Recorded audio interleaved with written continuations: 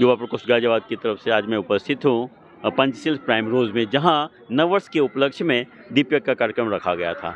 इसमें काफ़ी लोग आए हुए थे, कुछ बहनें भी आई हुई हैं जिनके अध्यात्म के प्रति रुचि है। आइए मैं इनसे अपनों से अपनी बात करते हैं। दीदी, आपका क्या नाम हुआ? मेरा नाम उजाला श्रीवास्तव है। सप्तम आप सभी लोग को अंग्रेजी नववर्ष की बहुत बहुत शुभकामनाएं। मेरी यही मनोकामना है कि आप सभी अपने उज्जवल भविष्य की तरफ आगे बढ़ें और हमारा भारत देश दिन दूनी रात चौगुनी। दीदी, आपका नाम बहुत प्यारा है, उजाला।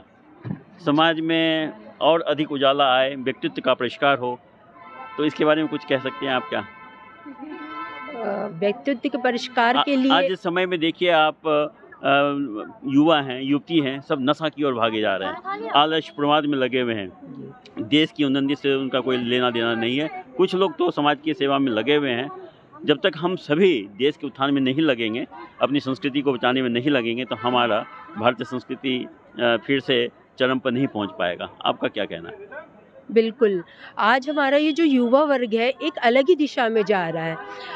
आधुनिकता के नाम पर ऐसी ऐसी चीज़ें हमारे समय समाज में व्याप्त हो रही हैं जो कि हमारे युवा वर्ग को एकदम अंधकार की तरफ लेता जा रहा है। नशा करना और विभिन्न प्रकार के व्यभिचार जो सब व्याप्त हो रहे हैं समाज में, वो आज की शिक्षा की जो गलत दिशा में हम जो शिक्षा का गलत एक उद्देश्य अपने जीवन में लेकर चल रहे हैं कि नारियों को स्वच्छंद हो और हमें बहुत पाश्चात्य संस्कृति की तरफ आकर्षित हो, तो इसका ये दुष्प्रभाव है। अगर हम अपनी संस्कृति में ही अगर हम ध्यान को केंद्रित करें, तो हमें अपने देश में ही इतने सारे हमारे गौरवान्वित संत महात्मा और ऋषि परंपरा हमारी रही, अगर हम उसका अनुसरण अपने जीवन में लाएं और हमारे युवा वर्ग उसका अपने जीवन में धारण करें, तो निश्चित उन्हें एक नई दिशा मिलेगी।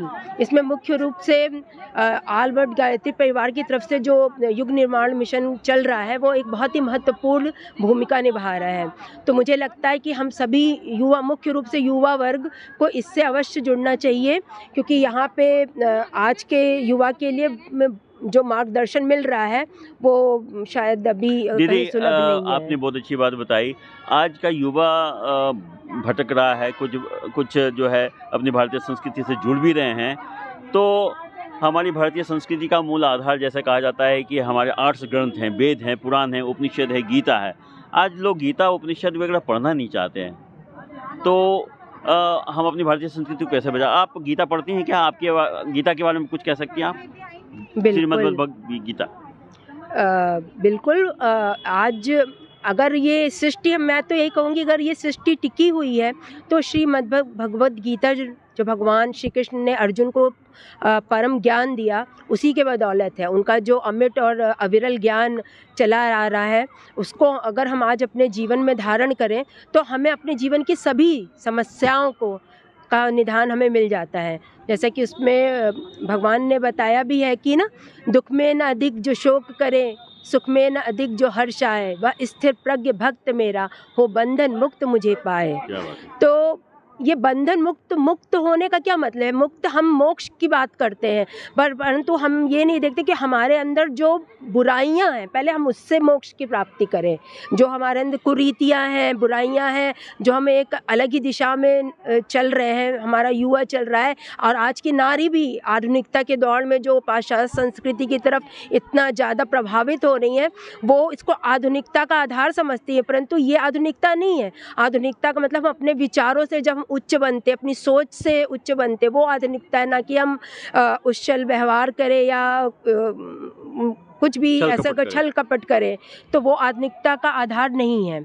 तो अगर हमें वास्तव में सही दिशा में चलना है, तो हमें गीता को अपने जीवन में धारण करना चाहिए। देखिए, बात निकल करके आ रही है कि आज हम आधुनिक जीवन में जी तो रहे हैं, लेकिन हम अपने स्वार्थ की सिद्धि के लिए अपने जीवन के उद्देश्य से भटकते चले जा रहे हैं। गायत्री परिवार का भी यही उद्देश्य कि व्यक्ति में दैवत का उदय, धरती पर स्वर्ग का अवतरण कैसे आए। इसके लिए परम पूज्य गुरुदेव ने बताया कि साधना, स्वाध्याय और संयम और सेवा, उपासना, साधना, आराधना के आधार पे ही हम अपने व्यक्तित्व का विकास कर सकते हैं।